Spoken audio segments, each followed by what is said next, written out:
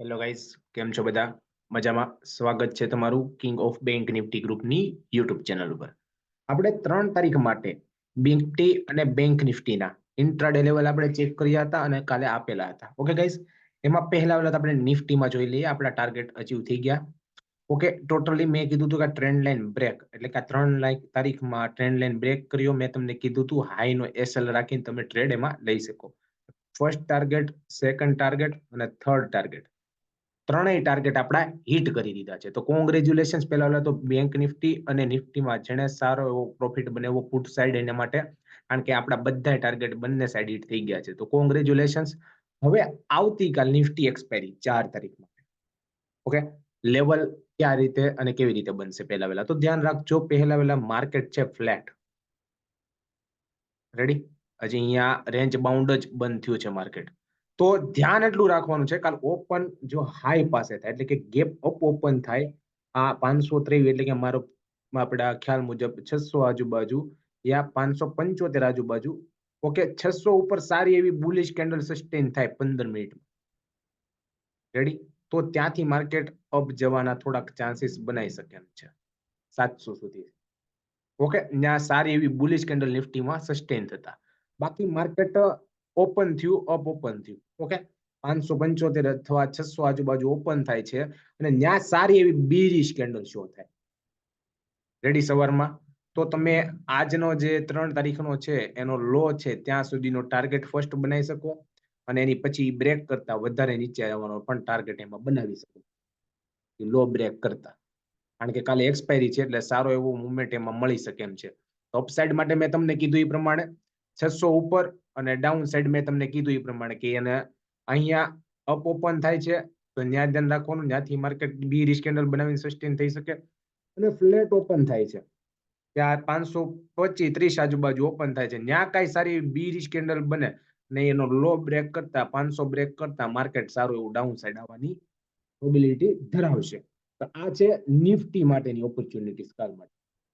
હવે આપણે ચેક કરશું કે કાલે બેંક નિફ્ટીમાં ક્યાં ક્યાં ટાર્ગેટ ઇન્ટ્રાડે લેવલમાં આપણે કરી શકશું. એમાં પહેલા વેલા તો બેંક નિફ્ટી બંધ થઈ છે ફ્લેટ, એટલે કે રેન્જમાં જ બંધ થઈ છે. કાલે બેંક નિફ્ટી 47,800 ઉપર સારી એવી સસ્ટેન થાય. તો 47,800 ઉપર સારી એવી સસ્ટેન થાય કાલે.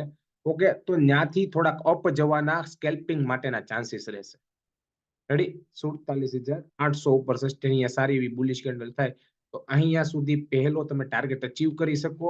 પછી ત્યાંથી જો રિજેક્શન આવે અહીંયાથી તો ત્યાંથી તમે ડાઉન સાઈડનો ટ્રેડ પણ બનાવી શકો. પણ એની ઉપર જો સસ્ટેન થાય કે ભાઈ અહીંયા સુધી અપ સુધી માર્કેટ આવ્યું, રેડી, પણ તમારે એસએલ પછી ટ્રેલ કરી નાખવાનું. અહીંયા સુધી માર્કેટ આવ્યું, ઓકે, આવ્યું તો ત્યાં તમે નીચે લો ની કેન્ડલ નો એસએલ ટ્રેલ કરી દેવાનો, પછી એની ઉપર વધુ જાય તો ત્યાંથી પાછું અપ નો ચાન્સીસ બની શકે એમ છે. પણ એ એસએલ ટ્રેલ કરતા આપણે શીખી જવાનું. ઓકે, બાકી માર્કેટ કાલે ફ્લેટ ઓપન થાય એટલે કે થોડુંક અહીંયા અપ ઓપન થયું, અહીંયા કઈ બીરિશ કેન્ડલ શો થઈ સવારે, રેડી, તો ત્યાંથી માર્કેટ ડાઉન આવવાના પણ ચાન્સીસ બની શકે છે લો પાસે. અને જો કાલે માર્કેટ બેંક નિફ્ટીનું ફ્લેટ ઓપન થાય છે એટલે કે આની આજુબાજુ ઓપન થાય છે, ત્યાં કઈ બીરિશ કેન્ડલ શો કરે, રેડી, તો ત્યાંથી પણ માર્કેટ ડાઉન આવવાના ચાન્સીસ બની શકે છે. સ્ટ્રોંગ બીરિશ કેન્ડલ હોવી જોઈએ, સ્ટ્રોંગ બીરિશ કેન્ડલ હોવી જોઈએ.